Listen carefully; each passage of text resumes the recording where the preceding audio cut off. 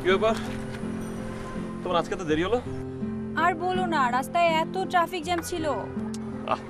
তুমি জানো না, আমি তোমাকে না দেখলে, আমার সাথে আমার পাশে না থাকলে আমার ভালো লাগে না। আমি কাজে মনোযোগ দিতে পারি না।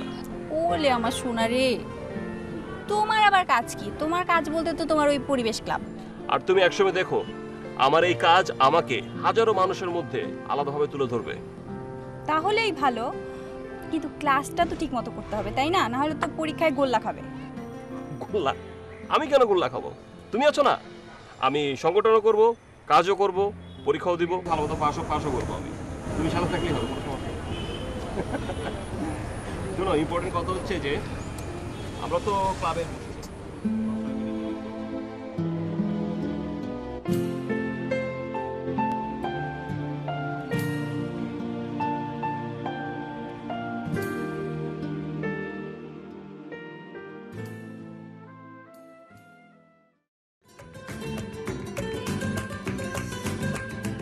ক্লায়েন্ট চাচ্ছে প্রোডাক্টটার ম্যাক্সিমাম ফোকাসিং, তো আপনি সেভাবেই টিভি পত্রিকায় কমপ্লিট করে ফেলুন।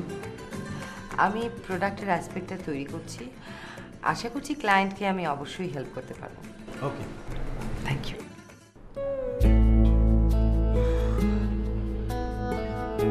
ও আয়, চলে আয়।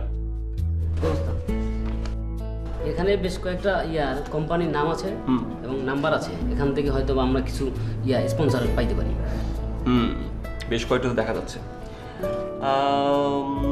Add agencies, fashion house, jewelleries, housing, আরও অনেক দেখা যাচ্ছে। Ruba ma'am, Promocom, fashion house, bank, Prince ভাই, Roddur, Mehbooba poppy, housing companies. আমরা এক কাজ করি, অ্যাড এজেন্সিসগুলোতে ফার্স্ট নক করি, সুবিধা বেশি।